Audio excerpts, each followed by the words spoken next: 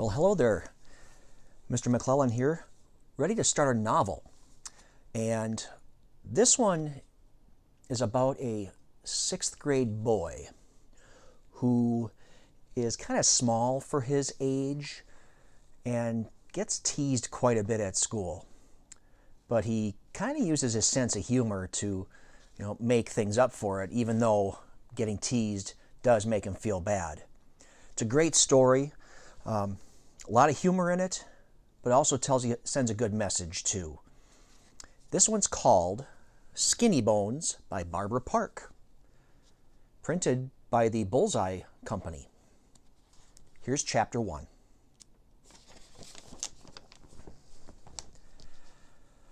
My cat eats kitty fritters because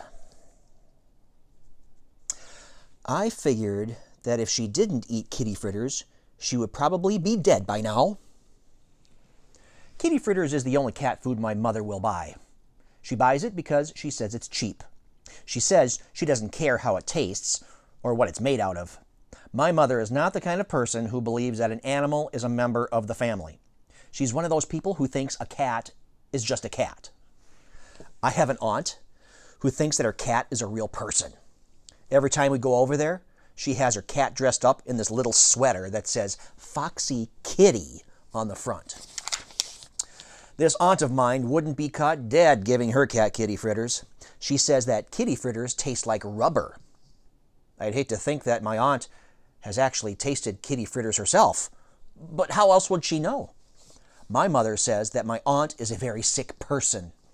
Anyway, I think you should keep on making kitty fritters as long as there are people like my mother who don't think cats mind eating rubber. The end.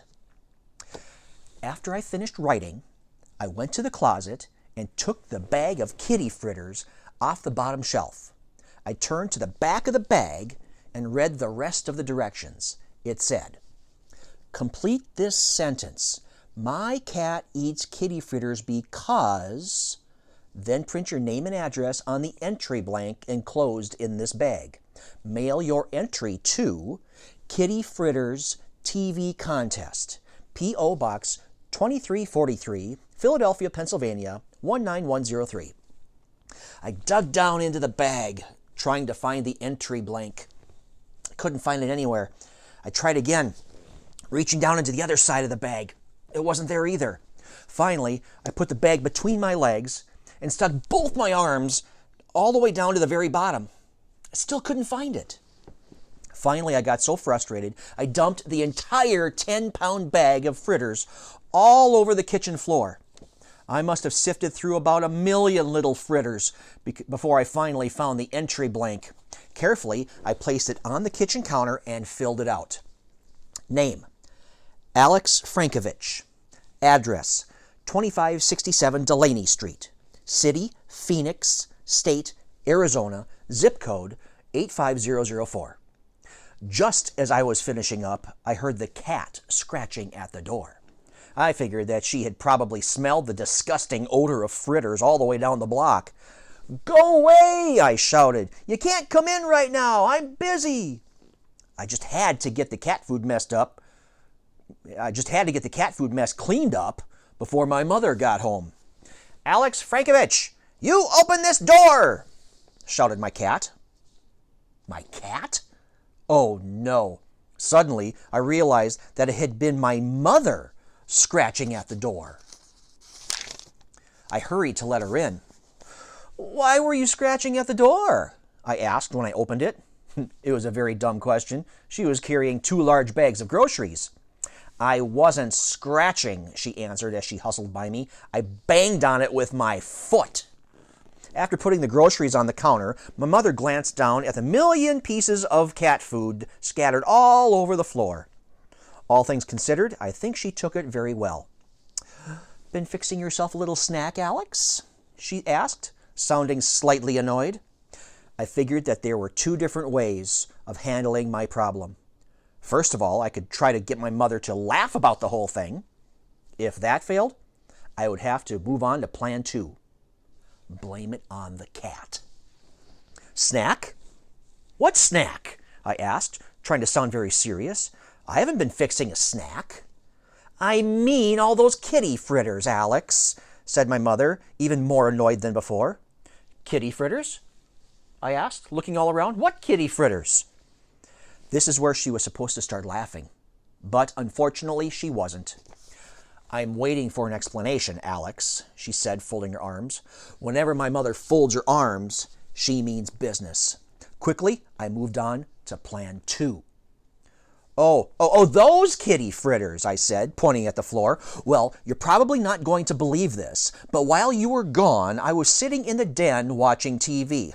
Now that I believe, interrupted my mother. It seems that all you've been doing lately is watching that stupid TV.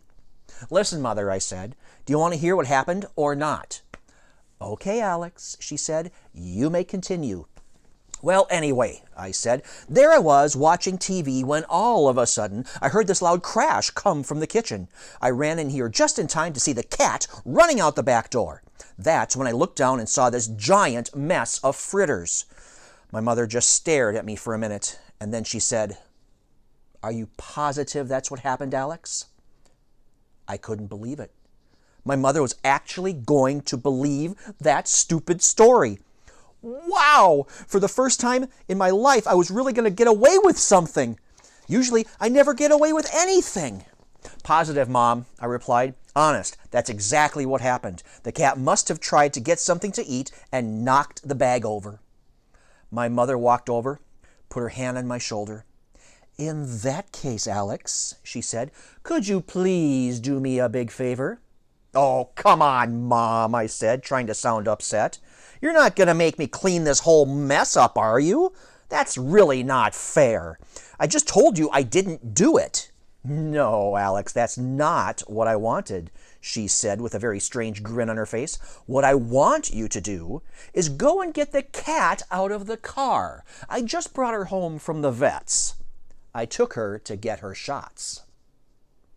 Now, most people think that when you get caught in a giant lie like that, you're doomed. But not me. I've always said, a good liar never gives up without a fight. Boy, that really makes me mad, I shouted.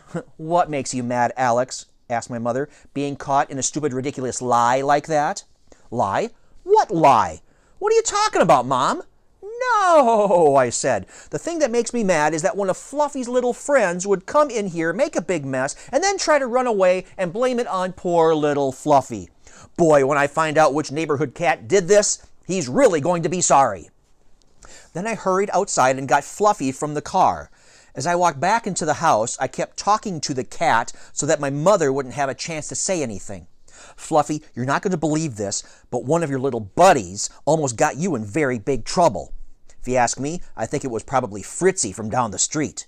I've always thought that Fritzy was the sneaky type. Alex, shouted my mother, interrupting me. Yes, Mom? Give up, she said. Give up? I asked. What do you mean, give up? I mean, you're making a fool out of yourself, Alex, she said. I paused for a moment and looked up. Does that mean you don't believe me? Let me put it this way, Alex, my mother replied. If you were Pinocchio, right now we'd have enough firewood to last the winter. Then she handed me a broom and started out of the room. Oh, don't look so glum, she said as she left. If it will make you feel any better, that was the most creative fib you've told in weeks. I thought about it. Didn't make me feel any better. As soon as she was gone, I started sweeping the kitty fritters back into the bag. Meanwhile, Fluffy had begun to eat every single fritter in sight. I just couldn't seem to get the darn things back into the bag fast enough. Fluffy was really packing them in. Getting shots must give cats quite an appetite. It took about 10 minutes before I was finished cleaning up the floor.